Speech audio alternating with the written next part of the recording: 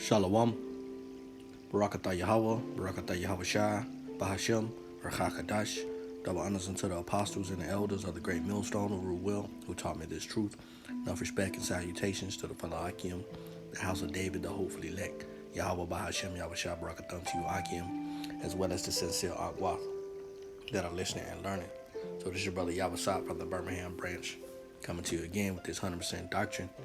And today's lesson is entitled, as you see it, privileged positioning.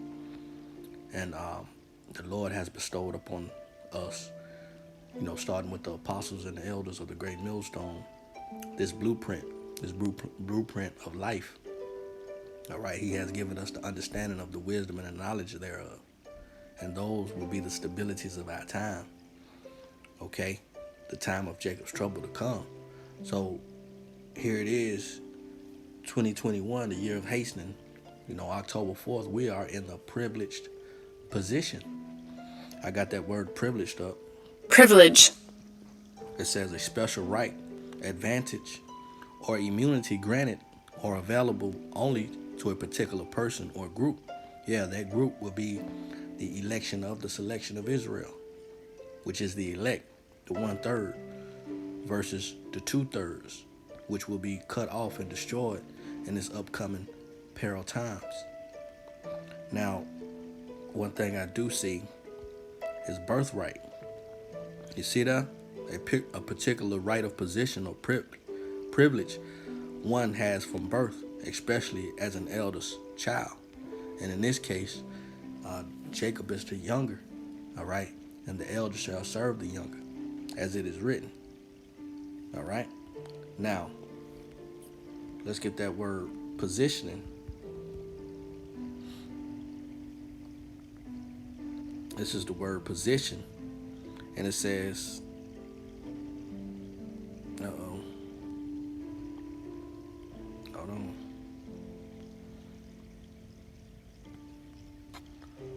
Let's start over. Let's go up here.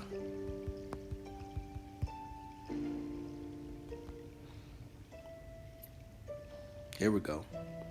Position, put or arrange someone or something in a particular place or way. All right, promote, product, service or business with a particular sector. All right, situate. All right, similar words. This is what I'm reading. Put, place, situate, deploy, orientate, dispose, lay, planet. And the Lord has planted us, okay? Versus the people in this world. Let's get a scripture real quick. All right, they have, been living lofty, living lovely, living deliciously along with their counterparts, right? Their oppressors. This is 1 Corinthians chapter 4, starting at verse 7. For who maketh thee to differ from another? And what hast thou that thou didst not receive? Now, if thou didst receive it, why doest thou glory as if thou hast not received it? And we can look at this many ways, as an onion being peeled. There's many layers to this, okay? But we're speaking on the ones right now as it pertains to this lesson. Those that are in a privileged position within this world, this current society, such as the entertainers, the rappers, the athletes, all right? They glory if thou hast not received the benefits of this world.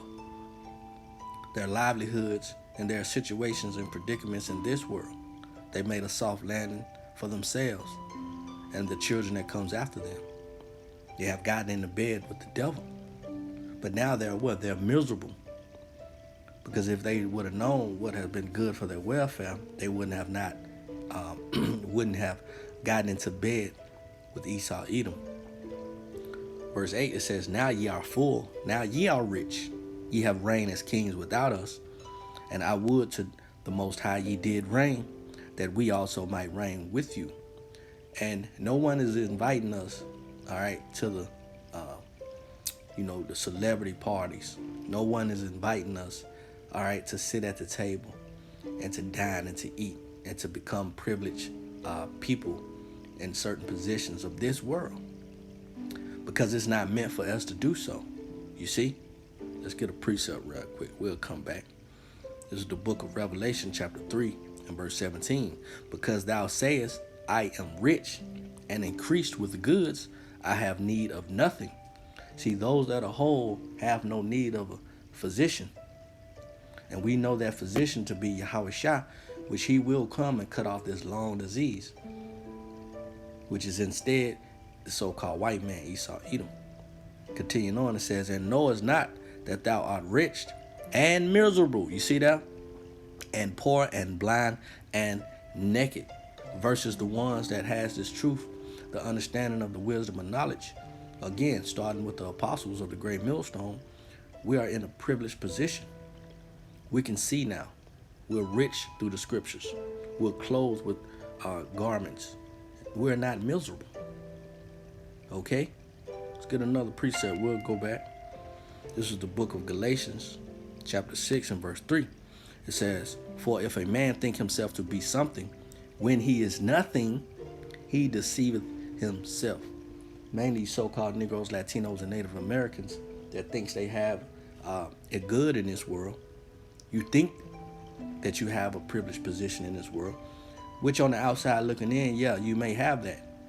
But when you adjust your lens to a spiritual aspect of it, we know that you are miserable, and we know that you do deceive yourself because you think you are something.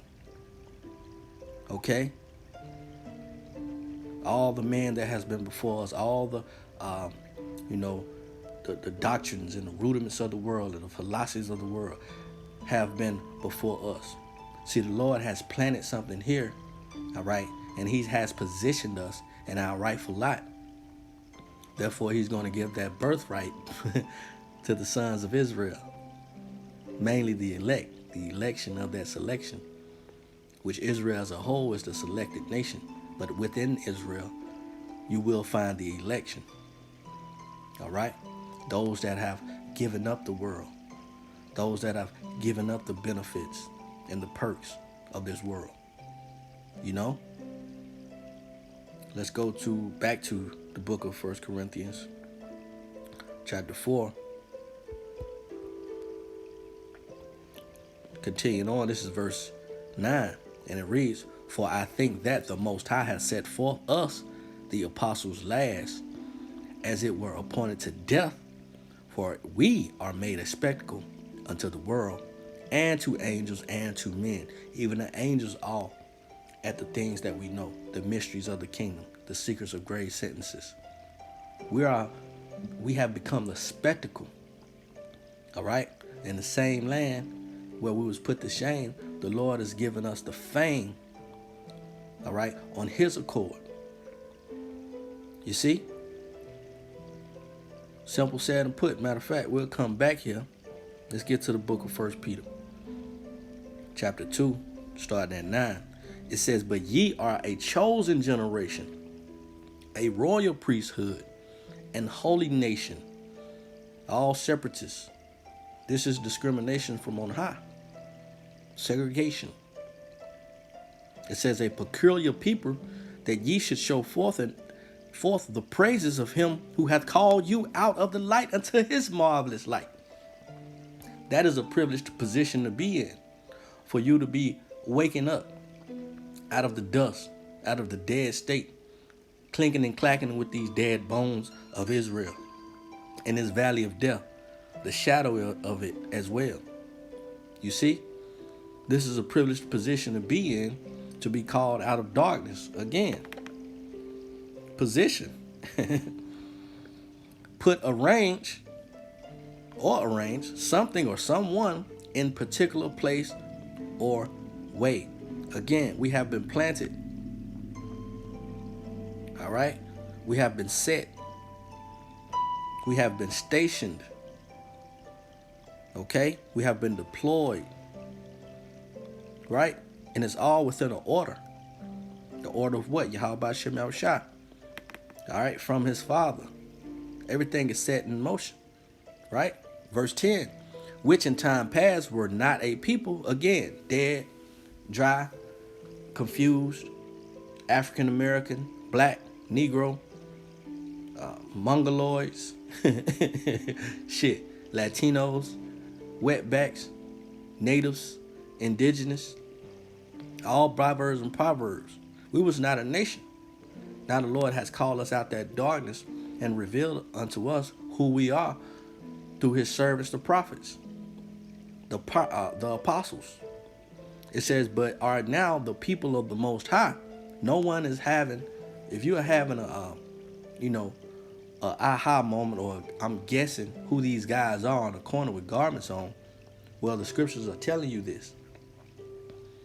It says, but are now the people of the Most High, which had not obtained mercy, but now have obtained mercy. And what is that in detail? We have been given the blueprint.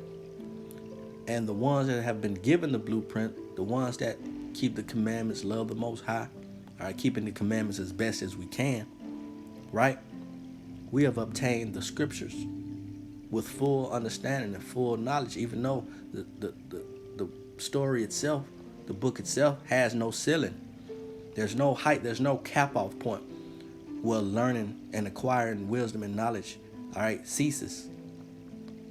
This is the mercy that YAHAWASHI has bestowed upon us. He's gave us the blueprint to life, to everlasting mortality. You see? Eternal salvation. So let's go back to 1 Corinthians 4 and 9. And it reads, for I think that the Most High has set forth us, the apostles, last. See, as he did turn the water into wine. What did the king say? Hey man, why you gonna bring out the good for last? We should serve the good first. Well, no, this is that good news right now. As in this modern day time, the year of Hastan, YAHAWASHI has set forth the apostles last. Christianity has ran amok. Catholicism has ran amok. AME, Episcopal, Jehovah's Witness have ran amok. The Black Panther Party, the BLM, all these different denominations that has deriven, all right, from the rudiments of the world, has ran amok. It has ran its course. It is at an end. Now the truth has been sprung up. The truth has been planted, and it is growing. And there's by no means you can stop this. It's like a freight train, okay? And who's ever in the way is going to get bombarded with it. Like rivers of living water, as the apostles went into on the live camp, street teachings. Right? Living waters don't, they don't stop. They continue to gush and they continue to flow, whether YAHAWASHI sent it to. 2 Corinthians chapter 1, starting at verse 9, it says, but we had the sentence of death in ourselves. Same way with the men that's in the world, the women that's in the world, the children that's in the world. If you're a part of this ilk, this precious number, if you're sons and daughters of our fathers, Abraham, Isaac, and Jacob, Noah, then if you're not in this truth, you are in death. Let's continue. That we should not trust in ourselves. This is heavy here. You know, if you trust in yourself to wake up, if you trust in yourself to go to your job, you trust in yourself to do whatever it is that you cause yourself to do, then you are in the darkness. It says, but in the Most High, which raiseth the dead. Let's read this again. But in the Most High, which raiseth the dead. Why would you trust in anything else or anything less than some power, that omnipotent one that can raise the dead? Happened on the physical level when he gave up the ghost on the cross. All right. The rocks rent, and those that was asleep, they arose. Also happened now in the spiritual aspect. This is that appointed time. You see? Let's read 10. It says, who delivered us from so great a death. Woo! See, we can say that we are delivered if we continue to endure. All right? Continue to the end, run that race. All right? To try to obtain that incorruptible crown. We can say we was delivered from the world. All right? Which the world is death. The valley of the shadow of death. All right? Let's continue on. Who delivered us from so great a death, Babylon the Great, and doeth deliver. So it's another deliverance going to take place. We're in a privileged position to take part in this second, deliverance, so called, which it is on the level of Noah being saved along with 7 souls, okay, which him as well make that 8th. Lord pretty much killed everyone, But on this level, on this modern day time, this is what we are hasting for, to be delivered physically, to be called up, to come up hither, to meet YAHAWASHI, him and his holy angels. Right? In whom we trust that he will yet deliver us. And this is the trust. All right? This is the faith and the hope that we do have, which takes us back to what? Being in that privileged position. You see? Book of Zephaniah, chapter 2, starting at 1. Gather yourselves together. Yeah. Gather together, O nation not desired. Here it is again. Why we have been called the nation not desired. Why we have been called the ones that was not called YAHAWASHI's people. Now we are. Because we're doing the things that are pleasing unto the Most High. And we're thankful for that. The water Yahweh BAHASHAM Yahawashi. I want to get that word gather. All right. Koshash, Strong's 871-97. Gather, assemble, collect. All right. Gather together. Okay. So gather, assemble. Let's look up symbol real quick. Come together, bring together. All right. Of people gather together in one place for a common purpose. What's the purpose that we're coming together? To preach the gospel of YAHWASHI Yahawashi. What's the purpose of us coming together? To preaching to the elect, to hope that the elect get sealed, so Yahawashi can burst up on the scene. All right, get that back up. So we are gathering together, which takes us what? To the position that we're in. You see? To the place we're set and we're standing. All right. We're stationary. Let's continue. It says, before the decree bring forth, before the day pass as a shaft. See, this day, that terrible day of the Lord, when it comes, this place is going to be shaken to and fro. And the people that is not on the side of this, all right, they're going to be as sawdust in the wind. It says, before the fierce anger of the Lord come unto you, upon you, before the day of the Lord's anger come upon you, it says, seek ye the Lord, all ye meek of the earth, which have wrought his judgment. Seek righteousness, seek meekness. It may be ye shall be hid in the day of the Lord's anger. And this is what we hope for. We hope that the Lord sets up a standard for the men and, that sigh and cry on the highways and hedges, man. All right? For the abominations that are done in the midst thereof. So this is a great gathering that the Lord is doing. Therefore, we are put in that what? That hell of a position, man.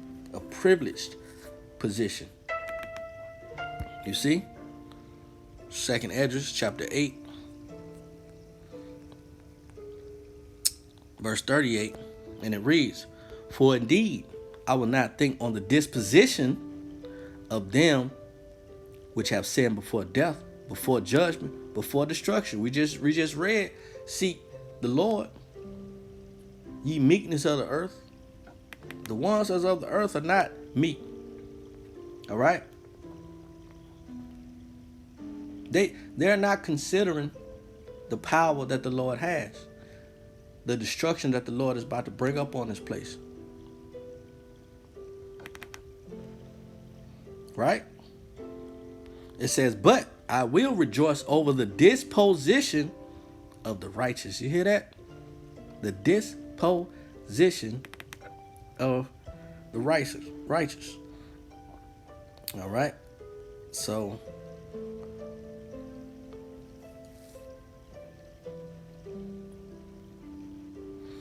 fact, I just do this.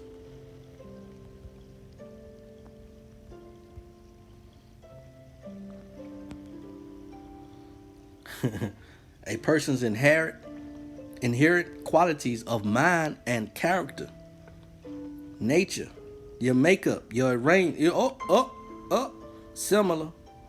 The way in which something is placed or arranged, number 2 here, especially in relation to other things. You see that? Arrangement. We have been arranged, and the way the Lord moves, he moves methodically, man. He has a method to everything. He has an order to everything. Okay? Let's continue on. The action of arranging or ordering people or things in a particular way. You see? Ooh. I'll highlight that one. All right? The military preparations, in particular, the stationing of troops ready for attack or defense. And what we are set up for, we are set up as in a defense of the gospel. That's that privileged position. Okay? Back in 2 Esdras 8, all right, 39, it says, but I will rejoice over the disposition of the righteous, and I will remember also their pilgrimage, and the salvation and the reward that they shall have. If anyone's telling you that you're crazy, all right, that you're following a cult, you into something that these modern day mere mortals don't have anything I do about it, good for them. You're in a privileged position. You see? Let's end this off in the book of St. John, chapter 14, and verse 17. It says, even the Spirit of truth, whom the world cannot receive. Because why? It seeth him not. You're blind, baby. You can't see what's going on here, man. This is a spiritual temple being built. And those of us that has the blueprint, all right, know our job. It says, neither knoweth him, but ye know him, for he dwelleth within you and shall be in you. Because the kingdom of heaven is within us. It says, I will not leave you comfortless. I will come to you. So stay in your position. Stay up on your watch. All right, make full proof of the ministry. Continue to be girded up. Continue to keep on that whole armor. We're in a privileged position. Lord willing, this is edifying and comforting. On to the next one. Shalom.